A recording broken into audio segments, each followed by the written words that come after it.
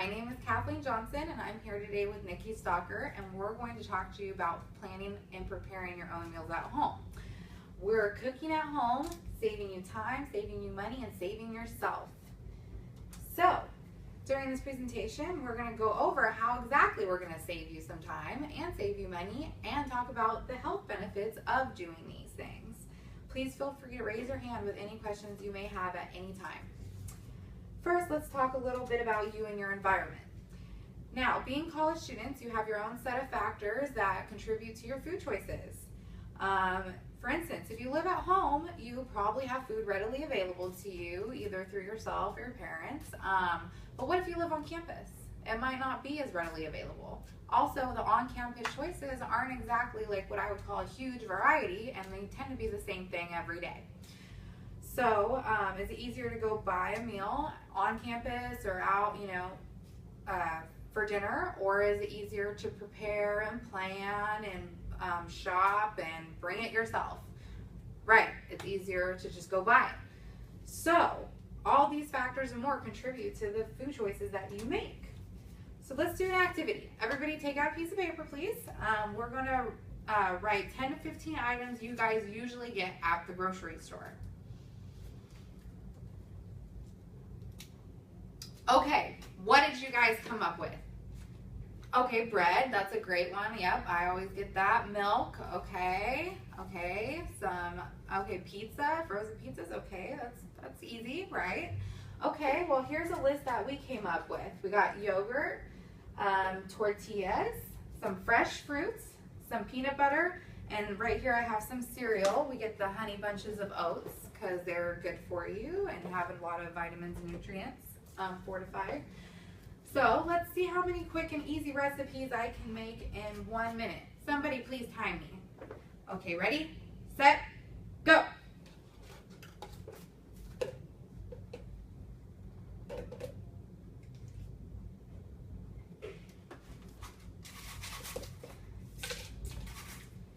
Now I'm just adding some fresh fruits. Okay. And then here, we got some whole wheat tortillas, some peanut butter, good healthy dose of that, some apples, okay, grab another tortilla, use the rest of my yogurt here, and this is some strawberry yogurt. And we will add some of this. We'll just throw some blueberries on top of there too.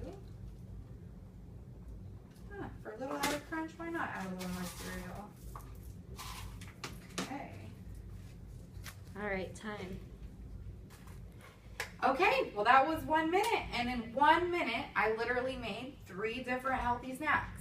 Right here we got a yogurt parfait with some of the cereal and some fresh fruit.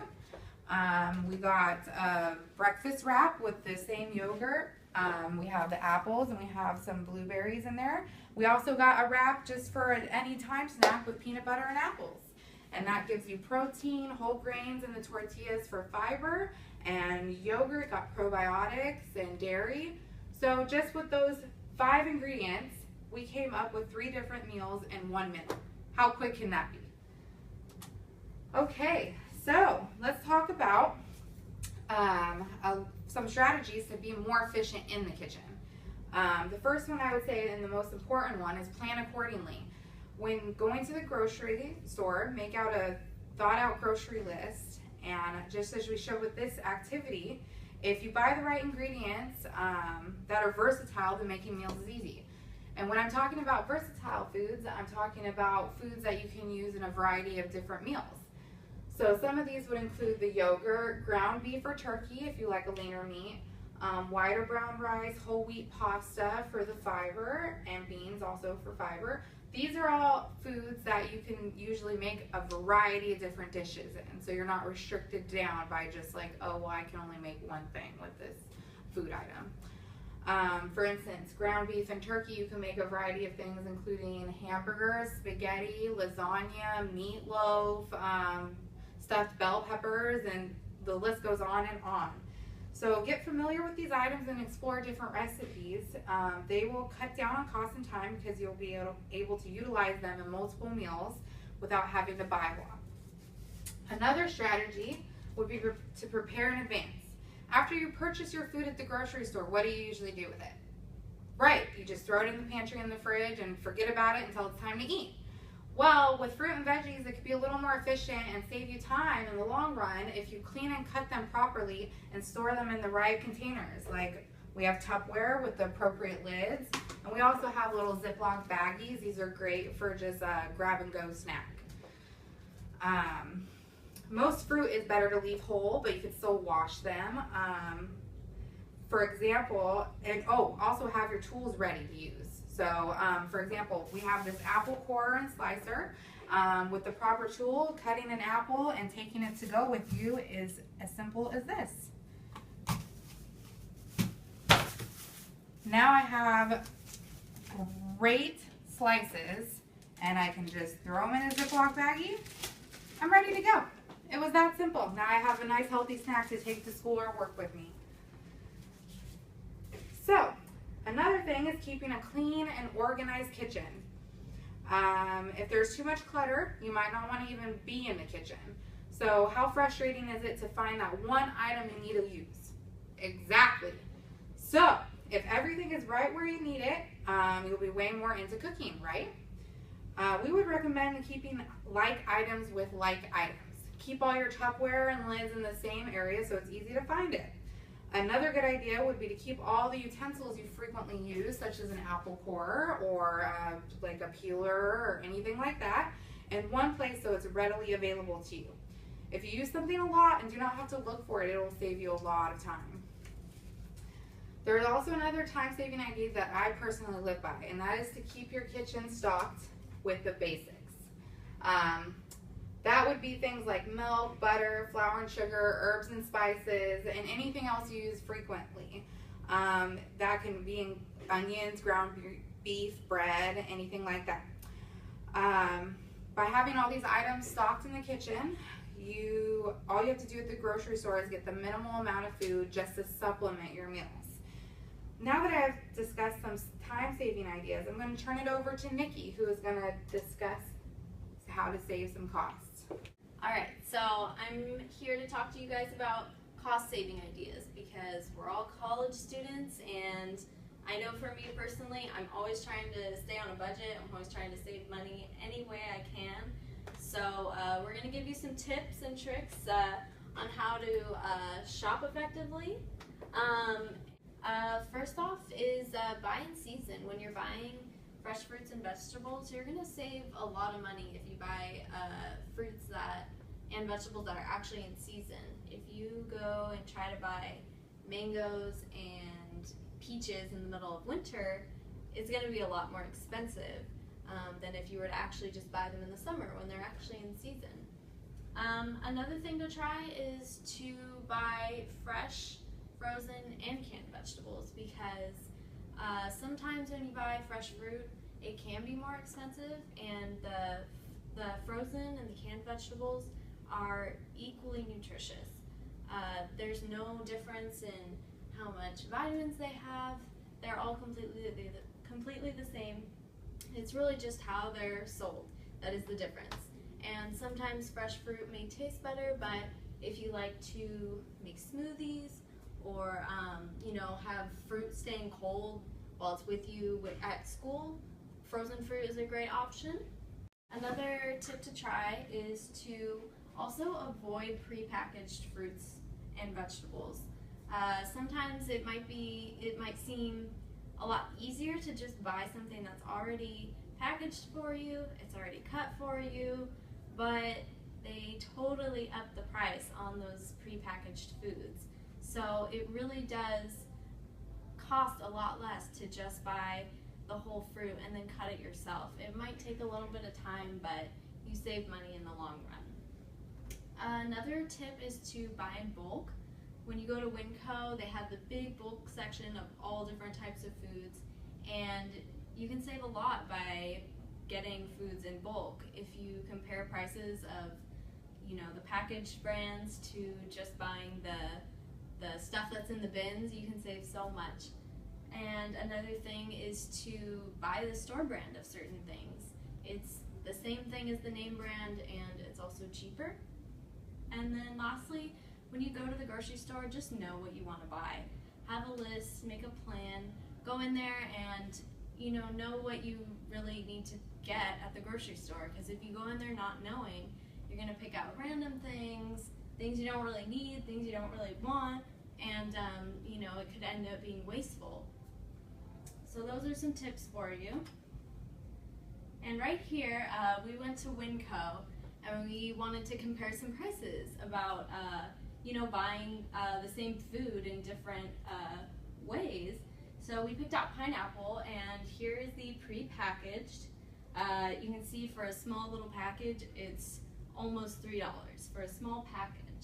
And you could also get the whole fruit, a whole pineapple, for the same price, which is kind of crazy. You may have to cut it, but you get so much more, and it's just a lot better. Then we have the frozen. It's about $2, so it's cheaper than buying the actual fruit, and it's great for if you want to make smoothies. Again, keep putting it in a parfait, keeping your fruit cold throughout the day when you're at school. And then lastly, there's the canned pineapple, which is $1.67, which is really cheap. And canned pineapple tastes good. I buy it all the time. So it's definitely something to try and just see what you like. See what kind of fruit you like and what kind of element you want to buy it in. Okay, so here's another comparison we have about buying in bulk, specifically at Winco when you go buy things from the bulk section. Here we have whole wheat pasta. It's $1.11 per pound. And then we also have a name brand boxed. This box is only 13 ounces. It's not even a pound. And it's more expensive than the bulk product. It's $1.68. So really, in the long run, with pasta and along with a lot of other foods, if you buy in bulk, you're going to save a lot of money. Okay, so we picked out this recipe. I've made this before. It's delicious, it's healthy, and it's really easy. And we wanted to see how expensive it was, how much it costs to actually make this. So we have a recipe breakdown for you. Per batch to make this meal, it's $2.85, which is really good. And then per serving, there's 4 servings in a batch, it's 72 cents. That's really cheap. And if you think about going to Olive Garden and you get a big bowl of pasta that's $10, $11, $12, this is way better. And it tastes awesome and it's good for you. So cooking at home definitely makes the difference. All right, so and then we're talking about how we can prepare more meals at home. And so we wanted to give you some tools on how to find meals. And really, you should utilize social media, utilize the internet. If you go on YouTube, there are a ton of cooking tutorial videos or videos on how to make easy meals. So going on YouTube, looking up different recipes is a great way to find them. Another one is Pinterest. A lot of people have Pinterest, I have Pinterest, and there are so many recipes on there. So many different types, and you can look up specific types of recipes that you want, specific foods that you want to put in recipes. Go on Pinterest and you can totally find a lot of different choices. And then lastly, if you have an Instagram, you can follow different cooking pages. That's what I do. They have so many recipes, and just every day you find new recipes that you can try out, which is really great. Alright, and then we wanted to give you a few recipes along with the Alfredo pasta we just showed.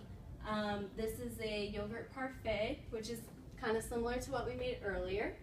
And yogurt parfaits are really great because you can take them with you places, you can have them for breakfast, you can make them ahead of time and then have them to grab and go. And sometimes I put mine in mason jars like here, and it makes it really easy. You can put fruit, yogurt, granola, cereal, whatever you want in it. So this is a really easy and delicious snack to make. All right, and then we have our spicy spinach quesadillas. I know I make quesadillas all the time, and they're great because they're so versatile, and you can add whatever you want to them. You can add a lot of veggies, you can add whatever type of cheese you want, you can add meat, and they're super quick to make, and you know, you can make them really healthy, so this is always a great option. All right, so I'm going to pass it back to Kathleen, and she's going to talk to you about some of the health benefits of cooking at home. By now you might be thinking, yeah, I get to save time and I get to save costs, and that's great and all, but what about my body? Well, what can planning and preparing my own meals do for my body? Well, that is a great question, and it gives you freedom of choice. You get to decide what ingredients you cook with and how you cook them. When cooking that chicken, are you going to bake it or pan fry it? If you pan fry it, are you going to pan fry it in butter or olive oil? Because the olive oil has the monounsaturated fats that are actually healthy for your body. You can also choose to add more fruits and vegetables to your dishes. For example, if you're going to make chicken Alfredo, like we showed before, why not add some snow peas, broccoli, artichokes, or pretty much any other vegetable you can think of. Doing this will add the essential nutrients that you need in your body. Maybe another positive thing would be portion control. Have you ever gone to eat and ordered a meal out that literally 6 other people could have shared with you? Yeah, well, me too. And half of the time you just keep eating because it's just right there in front of you. So when you cook your meals at home, you can either make enough for just you or your family, or you can make a whole meal and then you have the proper tools like the Tupperware, the Ziploc bags to properly store them and eat later. So doing this will help cut down on the extra calories from overeating, which can lower risk for obesity, heart disease, diabetes, and a number of other diseases that we just don't want. If you have something going on like celiac disease, where you cannot eat food that contains gluten, then when you go out to eat, your food choices can be really limited. However, if you buy and prepare your own meals, then the choices get broader. There are gluten-free flour for baking. There's gluten-free chips and cookies to snack on. And of course, the good old standby of just adding more fruits and vegetables and lean meats to your diet goes a long way. The same goes for people with allergies. If you cook your own food yourself, then you know what went into it and what you can and cannot eat. So you are in control. Spending quality time with loved ones is the one I most enjoy about cooking. As a college student who has 2 jobs and a daughter to take care of, this is her right here, my day fills up really quickly. And one thing that I like to do to spend as much time with my daughter as possible is cook meals with her. We always cook dinner. So that is our special time together, that we not only cook the meals, but we laugh and we play and we spend that quality time and talk about our day. So that is something good for your soul. And by nurturing your emotional part as well as your physical part, you can really greatly reduce your stress level. That can also lower your blood pressure and other disease risks. So also by having other people help, even your daughter, your husband, your boyfriend, whatever, it makes the task seem less daunting and less like a chore, and so everyone can have a job and it lessens the load on you.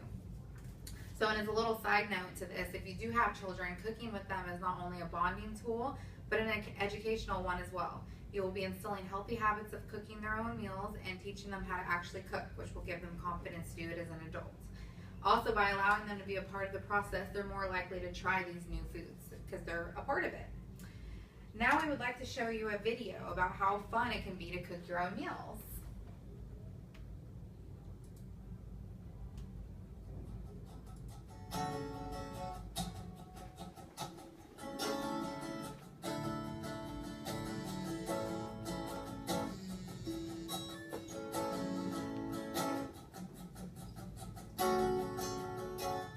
I think the meal that I cooked most in college, probably the first thing I ever really cooked, like a substantial meal, was Asian stir fry. If I ever was trying to get laid or had a girl over, stir fry. Not an Asian stir fry? But it's so simple. That's why I cooked it at first. And there's a few key tricks to make it awesome. So you don't have to add a meat. I like adding a meat.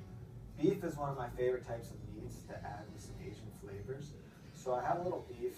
I slice it up really thin so it cooks fast. Throw it into a really hot pan. We're talking steaming hot. Yeah, you always see the woks. They're like Yeah. 1,000 degrees because everything cooks in seconds. That's why Yeah. Chinese food is fast. We're mimicking the wok right here. Season it real quick with salt and pepper, and at this point I like adding a little sesame seeds. That's like a little extra step if you don't have them, no big deal. It's gonna look a lot cooler basically. Toast up, delicious. Take your meat out so it doesn't overcook. Then you're gonna add some vegetables. So slice up whatever you have. I got peppers, I got, Snow peas, what I think, was it yeah. snow You peas? had snow peas, you had scallions. So Snow peas and Peppers. scallions. Oh. Those, yeah, snow peas and scallions. Those are two underrated stir-fry vegetables. Throw your peppers into the pan first, or whatever's going to have to cook the longest, and fry those for a few minutes. Get those started. Once those are fried up, shovel them aside. Add a little more oil to your pan, and throw in your more delicate vegetables like your snow peas and your scallions. You're going to give those a nice fry. Get some color on those. At this point, add your meat back in there and make sure you get the meat juice because that's a lot of your flavor right there. So shovel that all in and then add any type of Asian stir-fry sauce or teriyaki sauce, hoisin sauce. I just use my favorite kind. There's a million in the stores. Try to find your favorite. Add it and cook it for a few more minutes just to really incorporate everything. Finish your meat in there. Add some sesame seeds. Again, it's going to make it look really fancy. It's going to add a little bit of flavor. And then the cool part about this is if you ever have some extra white rice hanging around from the Chinese restaurant, this is a great meal to use that up before it goes bad. Use the white rice. Yeah, so you take your white rice. You don't even have to heat it up. All you have to do is throw it into your bowl.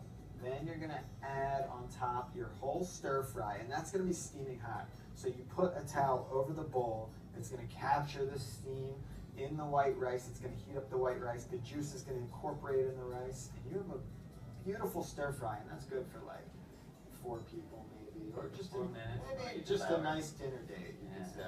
I ate it all myself.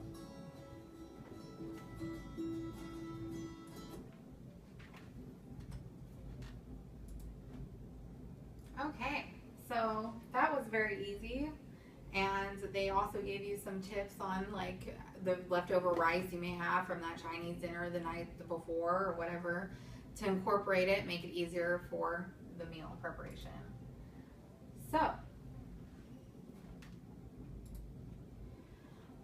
So what have we learned today? We learned that cooking at home really can save you time and money if you have the right tools and knowledge to do it and keep everything clean and organized. There are more health benefits to preparing your meals than to go out and buy them, go out to eat all the time. There are many tools you can use to save money when you're grocery shopping, such as knowing that buying frozen, fresh, and canned food can be really cost effective, and also buying in bulk. And also planning ahead is key to preparing your meals at home on a regular basis. So that includes making a grocery list and preparing the fruits and vegetables when you get home. So you now have the knowledge and tools that you need to prepare your meals at home and show off what you know.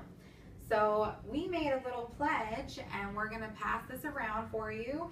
It looks a little like this. It has your name, date.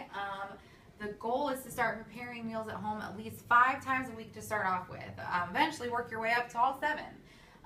You can use additional goals if you want to eat organic or incorporate more dairy into just any extra goals that you want to include.